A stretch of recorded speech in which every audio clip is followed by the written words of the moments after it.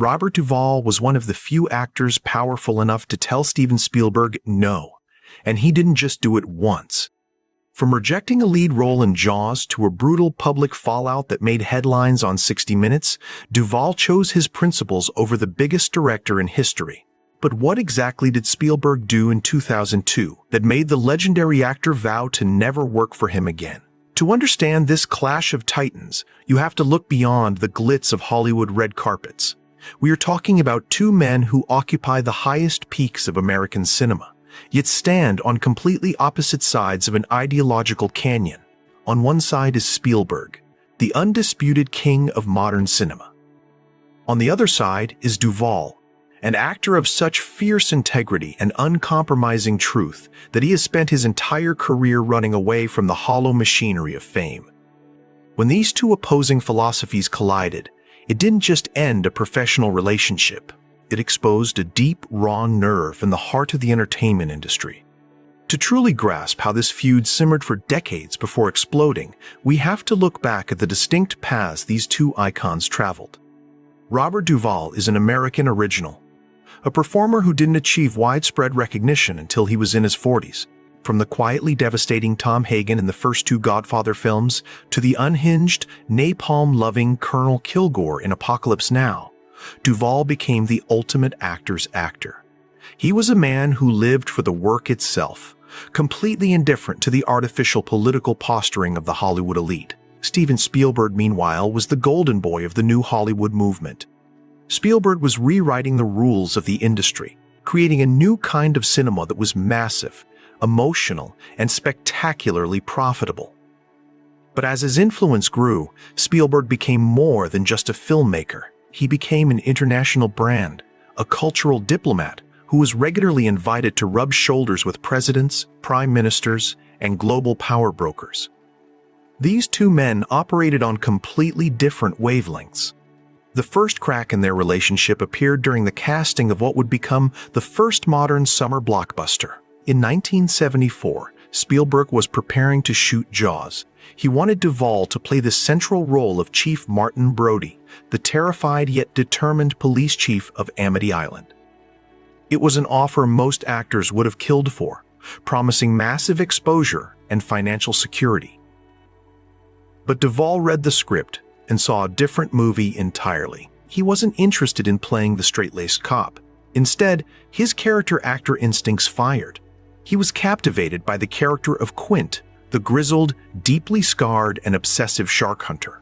Duvall envisioned playing Quint with a raw, authentic Portuguese fisherman accent. He met with Spielberg and passionately argued his case, pleading to play the eccentric hunter instead of the chief.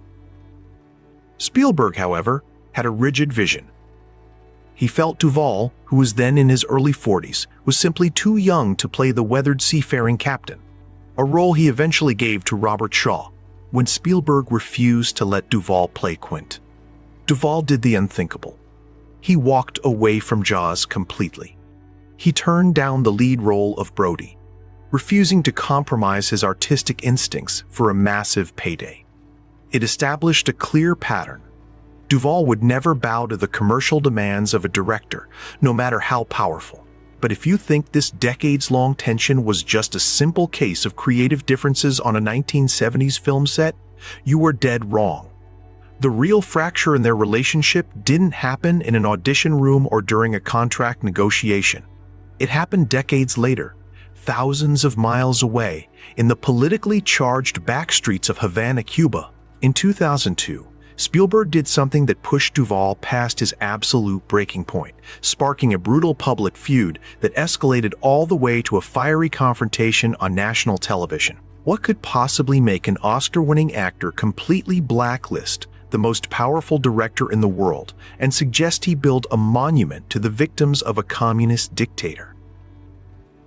To understand why Robert Duvall reacted with such explosive fury, you have to look at the personal geography of his life.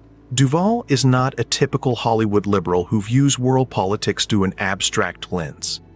For decades, Duvall has spent a significant portion of his life living in South America, particularly in Argentina, where he fell in love with the culture and married his wife, Luciana Pedraza. Through his deep, personal immersion in Latin American history, Duvall became acutely aware of the horrific realities of authoritarianism, state-sponsored violence, and the devastating impact of communist and military dictatorships in the region. To Duvall, the political suffering of the Cuban people was not a talking point. It was a brutal reality experienced by friends, colleagues, and millions of exiles who had lost everything to the regime of Fidel Castro. So, when Steven Spielberg packed his bags in November 2002 and flew to Havana, the stage was set for an ideological war. Spielberg's trip was officially approved by the United States government as a cultural exchange. As one of the co-founders of DreamWorks, Spielberg was treated with the highest diplomatic honors by the Cuban government. He brought a retrospective of his films, screening masterpieces like Saving Private Ryan and Schindler's List for hundreds of thousands of Cuban citizens. On paper, it was a noble mission of cultural diplomacy, an effort to share American cinematic art with an isolated population. Spielberg visited local schools, paid his respects at a Holocaust memorial in Havana's Jewish cemetery, and met with local artists. But the trip took a highly controversial turn when Spielberg agreed to sit down for a private dinner with Fidel Castro himself. The meeting, which was supposed to be a brief encounter, turned into a marathon 8-hour dinner discussion about history, art, and cinema. Following the dinner, reports swept through the media quoting Spielberg as being deeply impressed by Castro, allegedly stating that those hours spent with the dictator were some of the best hours of his life. For Spielberg, it may have been a fascinating intellectual exercise with a historic figure. But for Robert Duvall, watching this play out on the news, it was a stomach-turning act of hypocrisy. He saw Spielberg, a man who had won Oscars for documenting the horrors of totalitarianism in Schindler's List, cozying up to a brutal dictator who had executed political dissidents, locked up writers, and forced millions into exile. The public explosion finally happened in January 2004. Robert Duvall sat down with legendary journalist Charlie Rose for an interview on CBS's 60 Minutes 2L. They were filming in Buenos Aires, far away from the protective public relations machinery of Hollywood. When the conversation turned to politics, Duvall didn't hold back. He launched a devastating, direct, rhetorical strike against Spielberg that shocked the entertainment industry. Duvall called out Spielberg's trip to Cuba with absolute unfiltered anger. He looked directly into the camera and said, "Spielberg went down there recently and said, the best 7 hours I ever spent was actually with Fidel Castro." Now, what I want to ask him, and I know he's going to get pissed off, would you consider building a little annex on the Holocaust Museum, or at least across the street, to honor the dead Cubans that Castro killed? It was a brutal, direct challenge to Spielberg's moral authority. Duvall was pointing out what he saw as a glaring double standard. How could a filmmaker who dedicated himself to preserving the memory of the victims of tyranny celebrate a living tyrant? Duvall then drew a definitive line in the sand, declaring, "I'll never work at DreamWorks again, but I don't care about working there anyway."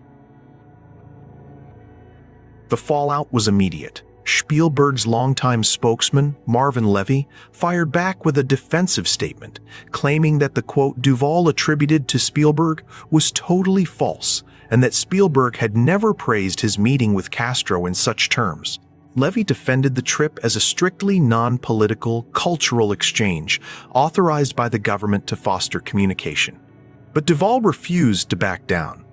He had made his point on national television, showing that he valued his political and moral convictions far more than any future employment with the most powerful studio in Hollywood.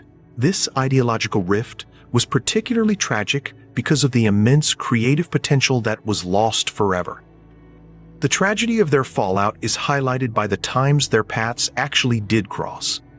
In 1998, Duvall starred in the sci-fi disaster film Deep Impact, which was co-produced by Spielberg's studio DreamWorks. Duvall's performance as Captain Spurgeon Fish Tanner, a veteran astronaut guiding a young crew on a mission to stop a comet from destroying Earth, was the emotional soul of the film. It proved that even indirect collaboration between these two masters could yield spectacular results.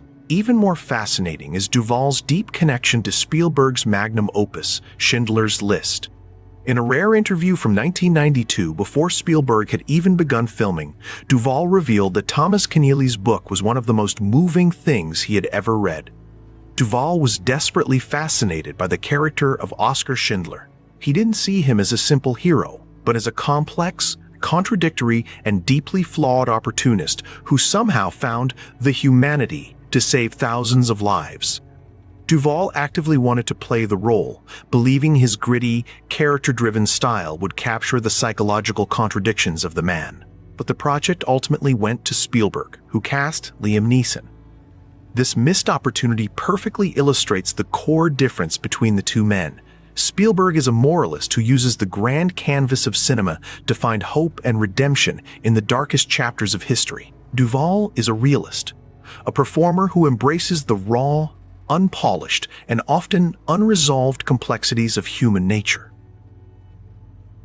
To Duvall, Spielberg's willingness to dine with a dictator was an extension of this Hollywood habit of romanticizing historical figures for the sake of a grand narrative, ignoring the real-world suffering of those on the ground. In the end, the feud between Robert Duvall and Steven Spielberg was never just about a rejected role in Jaws or a controversial dinner in Havana. It was a clash between two entirely different worldviews. Spielberg represents the Hollywood establishment, a world that believes art can transcend political borders, and that dialogue with adversaries is always a form of progress.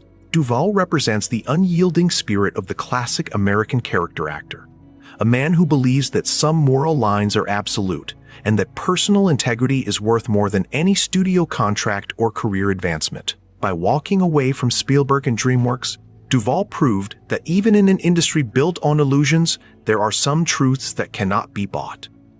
But what do you think? Did Robert Duvall make the right call by standing up for his political principles? Or did his fierce independence cost us some of the greatest cinematic collaborations that never were? If you want to dive deeper into the hidden feuds, missed castings, and secret histories that shaped the golden age of cinema, click on the video on your screen right now. We explore the untold stories of the industry's biggest stars and the decisions that changed film history forever. See you there.